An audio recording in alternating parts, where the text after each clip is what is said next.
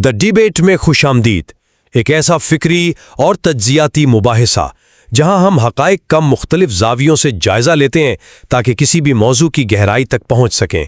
आज का हमारा मौजू ईरान की मौजूदा अस्करी हिकमत अमली है, ख़ास तौर पर इसकी वो पॉलिसी जिसे गो स्लो या वॉर ऑफ एट्रिशन यानी जंग थकावट कहा जाता है। हमारा मरकज़ी सवाल ये है कि क्या ईरान की जानिब से मुआशी और अस्करी वसाइल को थका देने वाली ये हिकमत अमली वाकई अमरीकी और इसराइली रवायती फ़ौजी बर्तरी का एक कामयाब तोड़ साबित हो रही है, या फिर ये एक ऐसा ख़तरनाक जुआ है जो खित्ते के दीगर ममालिक को भी मुकम्मल तौर पर ईरान के खिलाफ ला खड़ा करेगा।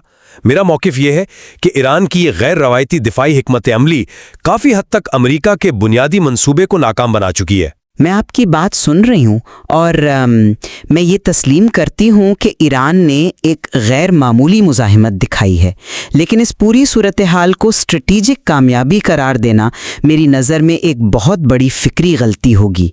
मैं इस हिकमत अमली को एक इंतहाई ख़तरनाक जुए के तौर पर देखती हूँ, एक ऐसा कदम जो ईरान को तन्हाई और शायद मुकम्मल तबाही के ख़तरे से दोचार कर सकता है। अच्छा, तो चलें इस बात को ज़रा गहराई में देखते हैं। अगर हम हालिया मवाद और हक़ाइक़ पर गौर करें तो मेरी नज़र में ईरान की ये हिकमत अमली गैर मुतनासिब जंग यानी एसिमेट्रिक वॉरफेयर की एक शानदार और इंतहाई कामयाब मिसाल है। आप ज़रा तारीख़ पर नज़र दौड़ाएं। इराक़, अफ़गानिस्तान, लीबिया या क्यूबा, जहां भी अमेरिका ने बराह रास्त या किसी प्रॉक्सी के ज़रिए कार्रवाई की, उनमें से किसी भी मुल्क के पास हमलों के सामने कोई मौसर दिफाई मिसाइल निज़ाम नहीं था। ईरान जानता है कि वो रिवायती अस्करी ताकत में, ख़ास तौर पर फ़ज़ाइया में, अमेरिका और इसराइल का मुकाबला नहीं कर सकता। इसलिए उसने कामयाबी से दुश्मन को माशी और नफ्सियाती तौर पर थका देने का रास्ता चुना है। एक तरफ अमरीकी दावे हैं कि हमने ईरान का फ़ज़ाई दिफा तबाह कर दिया है, उनकी लीडरशिप ख़त्म कर दी है, लेकिन दूसरी तरफ हम देखते हैं कि ईरान मुसलसल हर रोज़ मिसाइल और ड्रोन दाग रहा है। उन्होंने दुश्मन के बजट को जो शदीद नुकसान पहुंचाया है, उसने अमली तौर पर अमरीका का प्लान ए फेल कर दिया है। मैं इत्तेफाक करती हूँ कि ईरान ने माजी के इन तमाम ममालिक की निस्बत बहुत बेहतर दिफा किया है जिनका आपने जिक्र किया, ये मानना पड़ेगा, लेकिन महज इस मुज़ाहिमत को या वक्ती तौर पर बच जाने को फ़तह समझ लेना ख़तरे को नज़रअंदाज करने के मुतरादिफ है। स्ट्रेटजी के हवाले से जो चीज़ मुझे सबसे ज़्यादा तशवीशनाक लगती है वो ईरान का खलीजी ममालिक के हवाले से रवैया है। देखें, खलीजी ममालिक में अमेरिकी अड्डे मौजूद हैं और ईरान का ये उसूल अपना लेना कि जो रास्ते में आ जाए वही दुश्मन है, दरअसल सफारती खुदकुशी है। आप वक्ती तौर पर दुश्मन के इंटरसेप्टर्स को ज़ाया करके ये खुशफहमी पाल सकते हैं कि हमने मुआशी नुकसान पहुंचाया है, लेकिन इसका नतीजा क्या निकल रहा है? इसका नतीजा ये है कि आप खलीजी ममालिक को इस हद तक मुश्तइल कर रहे हैं कि कल को वो अपनी बका के लिए ईरान को मिटाने की खातिर अमेरिका और इसराइल के साथ मुकम्मल तौर पर खड़े हो जाएंगे। ये एक ऐसी कीमत हो सकती है जो ईरान को अपने वजूद से चुकानी पड़े। आपका ये कंसर्न अपनी जगह अहम है, लेकिन हमें इस जंग की माशियात को भी समझना होगा, जिसे मिलिट्री टर्म्स में कॉस्ट रेशियो कहते हैं। ये पहलू बहुत ही दिलचस्प है। मवाद में वाज़े तौर पर बयान किया गया है कि ईरान किस तरह सस्ती टेक्नोलॉजी का इस्तेमाल करके दुनिया के महंगे तरीन डिफेंस सिस्टम्स को मात दे रहा है।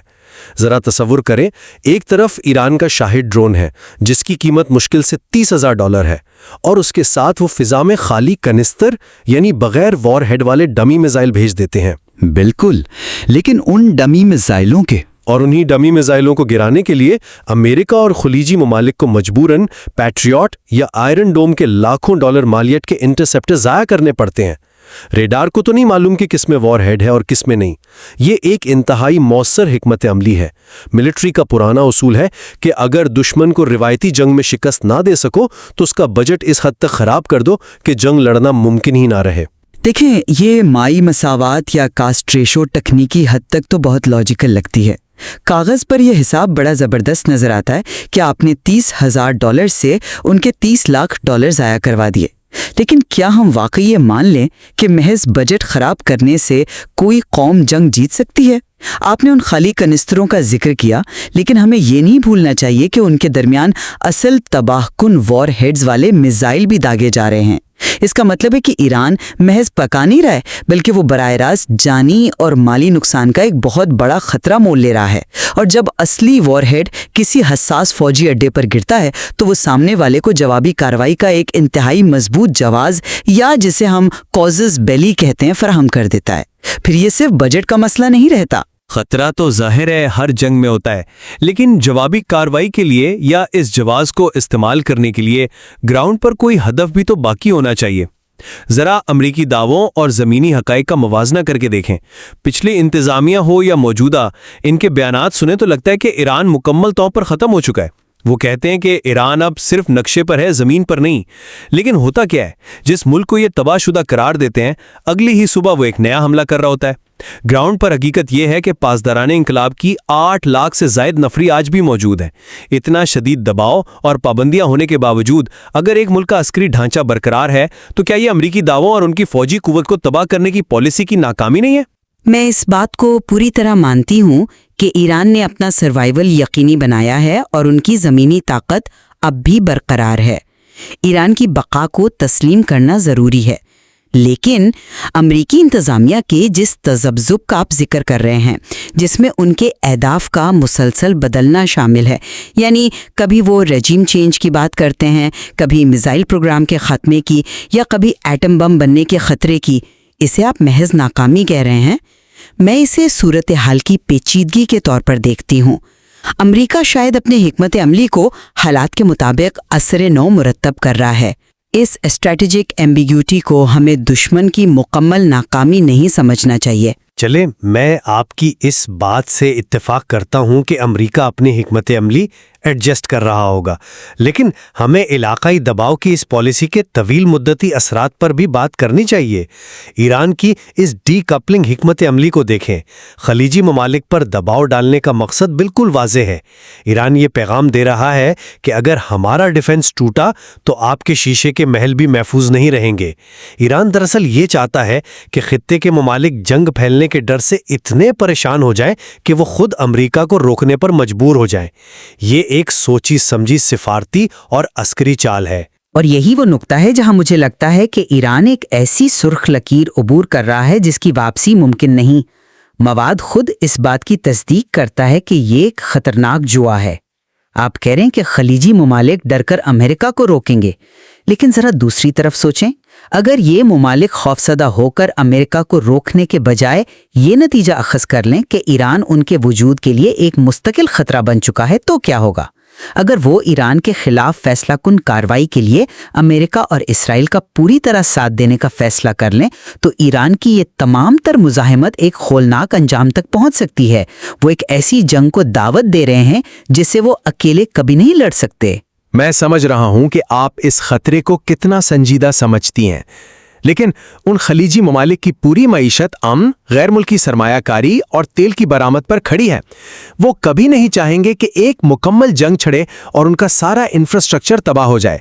اسی لیے کوئی بھی اس تباہی کی حتمی قیمت ادا کرنے کو تیار نہیں، اور یہی وجہ ہے کہ ایران کی یہ سست روحی کی حکمت عملی کامیاب ہو رہی ہے۔ معیشت بچانا بالکل اہم ہے، لیکن جب بات ریاست کی بقا پر آ جائے تو ترجیحات بدل جاتی ہیں۔